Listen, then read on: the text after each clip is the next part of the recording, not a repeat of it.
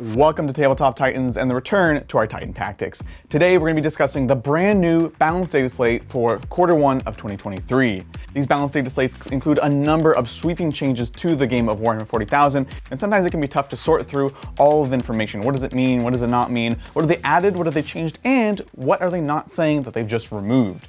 So in this video, we're going to talk about everything that you need to know about the new balanced data slate. So first off, we have some very big changes to flyers.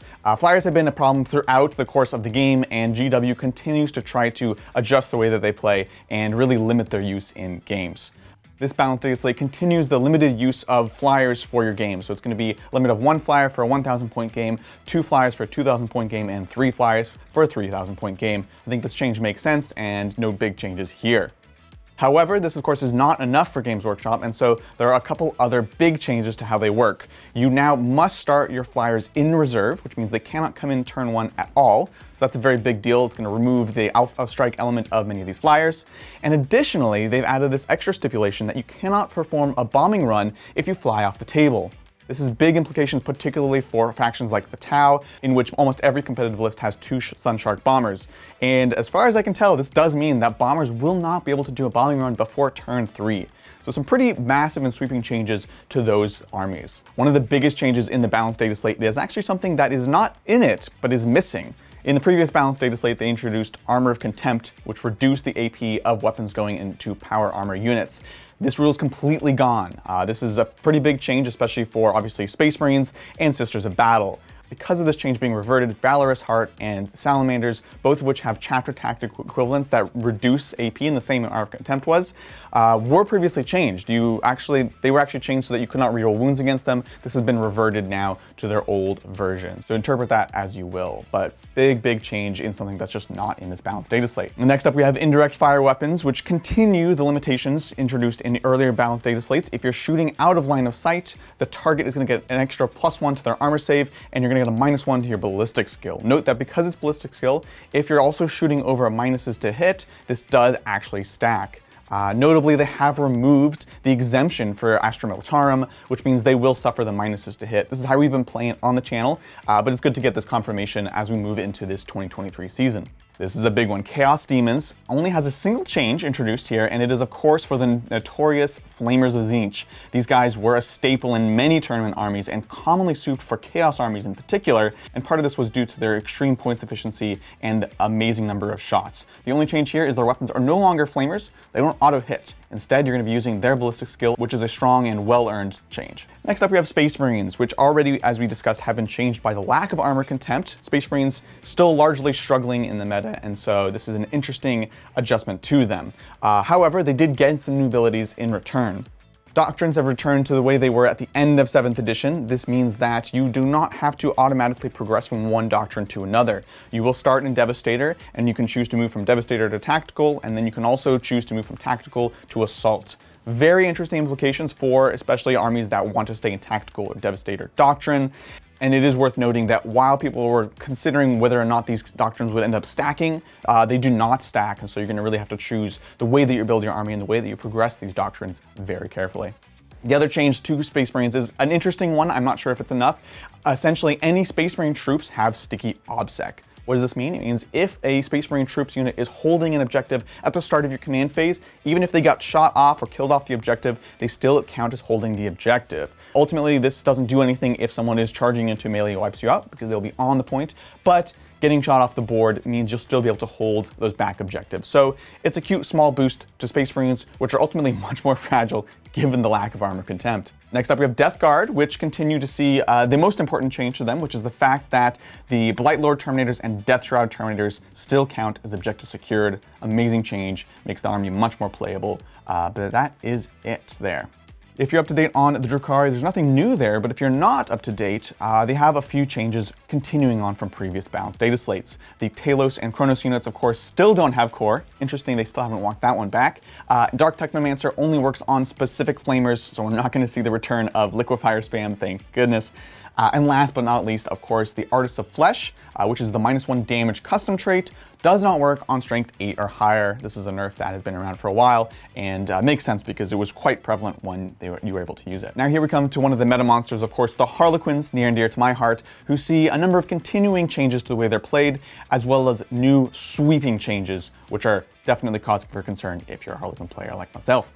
First off, we of course have the limitations to luck rerolls. You still do not have the base 3 luck dice. You just have to gamble up to 6 dice, and that is entirely up to you. Also, Light Harlequins continue to see nerfs to their chapter tactics. They are only going to be getting hit transhuman. That means you cannot hit them on better than a 4+ if they're beyond 18 rather than 12 as it is in the book. The other adjustment to Light Harlequins does continue. You do not count as having moved, only if you are a unit that is not embarked in a transport. So your bikes, your boats themselves, your characters running around on foot, all get to shoot to their heart's content. But really, this is a continuing nerf and a continuing balance change to the fusion pistols and neuro pistols, which are quite spammable when flying around in those Starweavers. The Dark Sadath continues to see its nerf to the fight on death mechanic. Instead of fighting on death, it is a 4+ roll to do a single mortal wound to a maximum of 6. Particularly interesting once we get to the Creations of Bile, which we'll discuss very shortly. And of course, the big change that has me absolutely sweating bullets. Harlequins have had all their invulnerable saves reduced by 1. So all those 4+ are now 5+ invulnerable saves. And of course, they've caught the one loophole in this and said that even stratagems such as Prismatic Blur that currently say they get a 3+ invulnerable save, go to a 4+. So basically -1 save to invulnerable saves across the board. A massive, devastating change to Harlequins, and I'm curious to see how people can adapt. Last but not least, in light of that terrifying change, Fire and Fade is no longer a once per use stratagem. I'm honestly not sure why it was ever a once per use stratagem, still 2 CP to move after you shoot. Here we come to the Asuryani. Still no big changes here, which is interesting. There are a number of existing balanced Dataslate changes. Of course, Hail of Doom remains an all-consuming trait, which means if you choose Hail of Doom, specializing in shuriken shots, you cannot pick a second ability. Makes sense, it's quite powerful. The Eldritch Storm changes also remain, limiting and changing the way that ability works, which also makes sense. And finally, Matchless Agility is of course a change to the Auto 6 Battle Focus move. It remains simply a rerollable D6 move rather than the flat 6. Big change, but one that we've seen for a while. And last but not least, don't forget Fire and Fade, no longer a once per game stratagem, which is a nice little adjustment for Eldar players. Another meta monster, of course, the Chaos Space Marine's been devastating the tournament scene lately. In here, just a single balanced Dataslate change. The fight on death for Creations of Bile is only on a 4+ now. It is a full fight on death, so I think they're in a better place than Dark Harlequins, but still a big change nevertheless, and I think it's going to severely limit the number of people that are taking this when you can only count on half the time. The Adeptus Mechanicus have been languishing in rules for quite a while right now, and over the past year we've seen actually a number of nerfs being reverted, regaining a number of their rules, and now we've hit the point where they're actually gaining additional rules on top of the book. Some of these are very exciting. Counterfront Breachers and Destroyers are now both finally core units, which is an amazing change, and this is going to unlock many stratagems and bonuses and synergies within the book, so that's very exciting. Additionally, regular Bionics is essentially the same as the advanced Bionics. This means that now units using Bionics will get a 5+ invulnerable save. This is going to include both types of Cataphrons, Rangers, Breachers, the Sidonian Dragoons, as well as the Iron Strider Battlestari. So fantastic change, and I think it also helps make up for the loss of the veteran cohort. Of course, big on everyone's mind is Tyranids, which have been terrifying ever since the launch of their book, and GW still has not been able to really curb their power level. So let's take a look at what's changed for them. A number of ongoing changes. Hive Tyrant must be your Warlord if they're in your list, which makes sense, as well as the fact that Synaptic Imperatives only work if your Warlord's alive, so if you can manage to kill that unkillable Tyrant, good on you. And of course, the continuing change to Hive Fleet abilities. You cannot adapt your Hive Fleet in the beginning of a match play game, which is what this Dataslate is actually for, so you can't swap anything out before the game. It's got to be on your list. That's a continuing change from before. Most recently, we saw the changes to Leviathan. Their transhuman physiology means you can't wound them on a better than a 4+. Only works on monsters. We already saw the death of the big warrior dominance in the fall, so that's a great change that they're continuing, as well as the fact that their Reaper of Obliterax does a maximum of 3 mortal wounds. It got pretty out of hand with the number of attacks that a Hive Tyrant could get. Now here we come to the 2 new changes, and they're quite big actually. One is the Overrun stratagem, which has now been adjusted to only work on Hive Tendril core units. So those Hive Tyrants we just mentioned, who absolutely love to fly in, kill a unit, and do overrun to get out of line of sight and out of combat, no longer can do that. So very big change, severely limiting the flexibility of these killy giant monsters. And last but not least, of course, the flyers in Tyranids have been very potent and been seen in virtually every Tyranids list. You now have to pay for the extra spore mines, the spore cysts, all that good stuff that they generate. This does apply to biovores, but it feels really like a targeted attack on the flyers. I think it's a good change because it got kind of out of hand, the number of spores you could generate. And now you're just gonna have to think twice and really plan ahead when you want to generate these spore cysts. The Adeptus Sororitas actually don't really see any changes here. We see the continuation of the fact that you get a Miracle Dice at the start of each player turn rather than battle round as it is in the book. And of course, Valor's Heart gets their chapter tactic reverted, allowing them to ignore some AP on weapons rather than turning off rerolls as it was when Armour of Contempt was a thing. And of course, Necrons, the army that everybody has been terrified about, has seen a couple changes, although frankly, I'm not sure if it's enough. We see the continuing improvements to the army in the sense that protocols now only require characters rather than nobles. You also continue to benefit from a protocol until the next one's active. This is removing some limitations in the core book, which make a lot of sense. And you also still get your extra protocol for the entire game. This is going to be the one that you have not picked.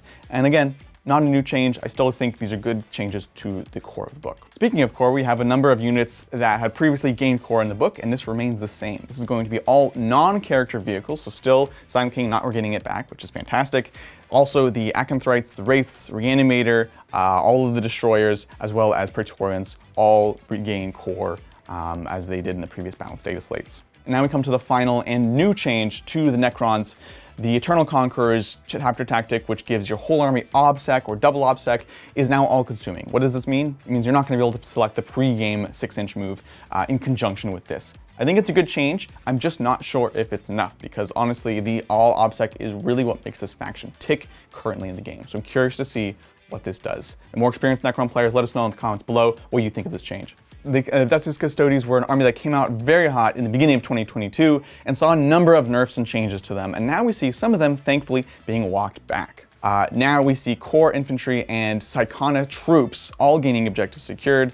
What does this mean? Really, it means Terminators regain objective secured, which is a great change. They almost had no purpose previously in list design, so we're slowly walking back these changes, and I think it's in the right direction. Question is it enough? We also see the continuation of the changes to Arcane Genetic Alchemy, as well as the Emperor's Auspice. Of course, these only work on infantry now, so you can't put them on their bikes. Same as before. There are no new updates for Orks, but if you're not familiar with the current changes, here's what they are. You have a limitation of 3 of each type of buggy to avoid those kind of spam lists, and you also get the new WA, which of course is in Stage 1.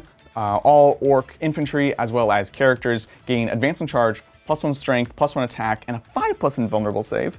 And in stage 2 of the WA, in the next turn, they're going to be getting a 6+ invulnerable save, +1 strength, and +1 attack. So still strong, still a great change. Cannot complain as an Orc player.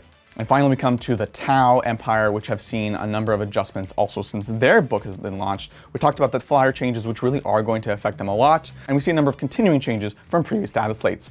Moncala continues, of course, to only give reroll 1s to wound when you're within Moncala range, and it's the closest eligible unit. This is an existing nerf. And Farsight still only grants the extra Mark Light if you're within 9 inches. This is a down from 12, as is written in the book. Broadsides are also going to have their core continue to be stripped from them, so no core on broadsides. And now we've come to the actual changes for Tau. The repulsor impact field, as well as the photon grenade strats, no longer stack. This means both of these stratagems give -2 to charge. You used to be able to stack them to give -4 to charge in some circumstances. That's been removed. Makes sense, feels in line with a lot of the decisions that GW has made in the past. So they're flexible, but you can't stack them anymore. And that is the state of the balanced data slate going into 2023 Q1. A lot of interesting changes. I think it's going to shake up a lot of the game. We're definitely curious to hear what you guys think in the comments below. And if you want to check out our other content covering a number of upcoming changes, including the points, you can check that out here. I really appreciate it, everyone. If you did enjoy this video, do like and subscribe, and I'll catch you guys next time on the tabletop. Bye!